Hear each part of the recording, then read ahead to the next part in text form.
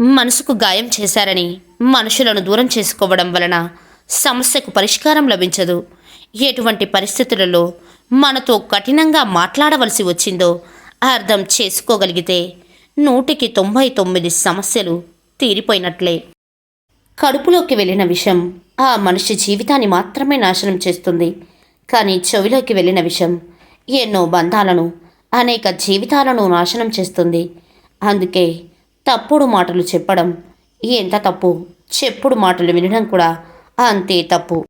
లోకం తీరు మన ముందు పొగడడం, మన వెనుక తిట్టడం, మనం బాగుపడుతుంటే ఏడవడం, మనం బాధపడుతుంటే నవ్వడం, మనతో తియ్యగా మాట్లాడడం, మన వెనుకే ఉంటూ వెన్నుపోటు పొడవడం నేటి మనుషుల తీరు. ఎవరో నిన్ను బాధ పెట్టారని వాళ్ళు తిరిగి బాధపడాలని ఎప్పుడూ కోరుకోకు. తెలియక బాధ పెడితే క్షమించు, తెలిసి బాధ పెడితే తీర్పు కాలానికి అప్పగించు.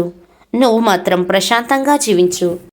నీకున్న అందమైన రూపం కేవలం ఎదుటివారి కళ్ళను మాత్రమే దోచుకుంటుంది. కానీ అందమైన వ్యక్తిత్వమే నీదైతే అది నీ చుట్టూ ఉన్నవారి మనసును దోచుకుంటుంది. నిజాయితీగా ఉండేవారు ఎప్పుడూ పొగరుగానే ఉంటారు. ఎందుకంటే వాళ్లకు నటించడం తెలియదు.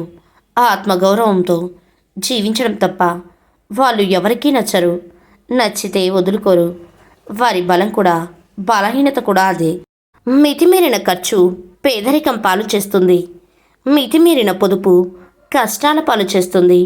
మితిమీరిన సంపాదన మనశ్శాంతి లేకుండా చేస్తుంది. మితిమీరిన క్రమశిక్షణ రక్త సంబంధికులను దూరం చేస్తుంది. మితిమీరిన హాస్యం నవ్వుల పాలు చేస్తుంది.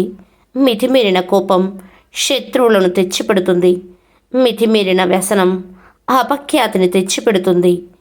జీవితంలో ఏ విషయంలోనైనా హద్దులలో ఉంటే అంతా మనకు మంచే జరుగుతుంది. ఒకసారి నిజస్వరూపాలు తెలుస్తుంటే ఎన్ని రోజులు మనం గుడ్డిగా నమ్ముతుంది వీళ్ళనా అనిపిస్తుంది. మనసు నిజంగా పిచ్చిది కదా, 4 మాయమాటలకే పడిపోతుంది. గొప్ప యుద్ధాలు అని శత్రువులతో జరగలేదు, నా అనుకున్న వాళ్ళతోనే జరిగాయి. ఎందుకంటే శత్రువు ఎదుట నుంచే దాడి చేస్తారు. కానీ మనవాళ్ళు మన వెనుకే ఉంటూ వెన్నుపోటు పొడుస్తారు. 100 కుక్కలు ఒక్కటై ఒక్కసారిగా మొరిగిన సింహం గర్జనకు సమానం కాదు. ఎంతమంది గట్టిగా అరిచి ప్రచారం చేసినా ఒక నింద ఎప్పుడూ నిజం కాదు.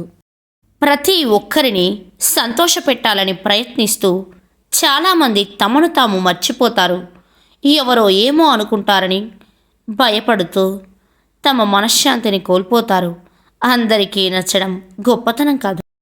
నీతి నిజాయితీతో బ్రతికే బ్రతుకులో రాజసం ఉంటుంది. ఎందుకంటే ఎవరి కాళ్ళు పట్టుకోవాల్సిన అవసరం ఉండదు. మరి ముఖ్యంగా ఎవరికి భజన చేయవలసిన అవసరం లేదు. అదొక రాజసం అంతే. అలా బ్రతకాలంటే చాలా ధైర్యం ఉండాలి మిత్రమా.